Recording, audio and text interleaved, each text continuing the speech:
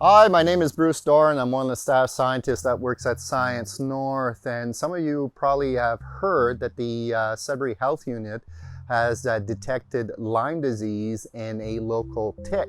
And some of you are probably wondering, what is this Lyme disease? How is it related to the tick? And this is what this video is all about. Just give you some basic information on that. So Lyme disease is actually caused by a bacteria called Borrelia species. It's a species of Borrelia that when it gets into your body, a couple things happen.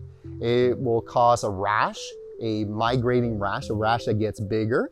Eventually that will disappear, and then people will start to feel as if aches and chills, a bit like the flu, right? They get kind of like a cold, they don't feel good.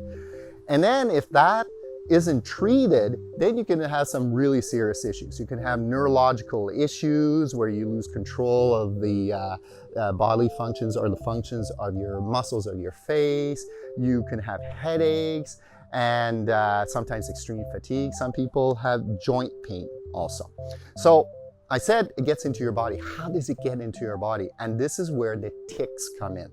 A certain type of tick called the black-legged tick or the deer tick is a tick that is found pretty much anywhere, and it is the carrier of this disease. So normally it will feed on blood from different animals such as deer and mice and other animals that you find in forested areas, but if it clamps onto you, it can take a blood meal from you.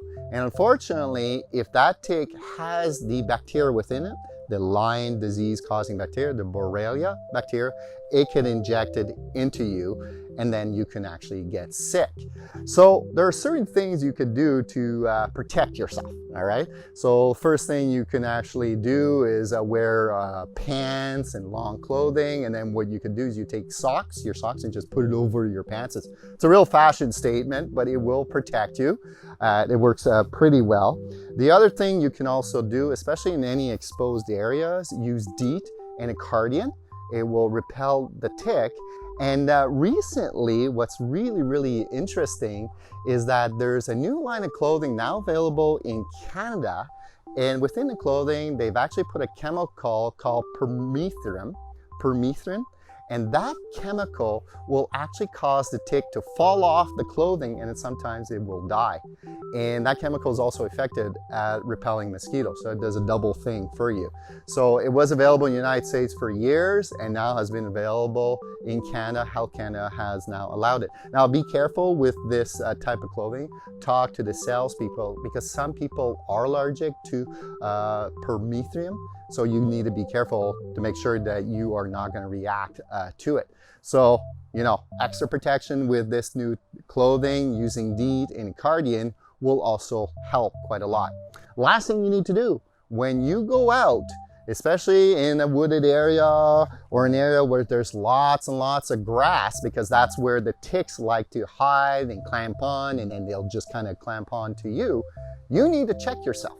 You get home, pretty much strip down and check your entire body. And when I mean check your entire body, everything from behind the ears, your armpits, groin area, your legs, you need to make sure that you have no ticks. And if you're there with also your family members, check your kids and even your pets, okay? So how big are these ticks? Well, the ticks are about the size, the adult ticks are about the size of a sesame seed. And the baby ticks, the nymphs, are about the size of a poppy seed. So they are tiny. If you happen to see one on your skin or somebody else's skin, take some very fine tipped tweezers, grab as close as possible to the skin, the head of the tick, and then pull upwards, all right? Next thing you need to do, keep that tick, put it in a Ziploc bag, and bring that tick to your local health unit, because they can test the tick to see whether or not it contains the Lyme disease causing organism. Next thing you should do, probably call your healthcare provider and discuss what treatment methods, if any, that you need to do to protect yourself against Lyme disease. Because if you can treat it right at the beginning, it's very easy. It's just antibiotics, oral antibiotics for 10 to 14 days, and you're done. The problem is if you do not treat it, and it starts to linger for months and years inside your system, it can cause those neurological issues and joint issues that I mentioned before. All right. So if you want more information about this, there's lots of information on the Health Canada website, the Ontario Health website, and also your local health unit, and also talk to your healthcare provider if you have any questions. But if any other questions you might have about ticks and also Lyme disease you want to ask us, go ahead, send us a question, and we'll get back to you. So it's not to say you can't go outside, just make sure you add that extra layer of protection and check your body after you did that nice walk outside so that everybody is safe and sound. Have a great summer.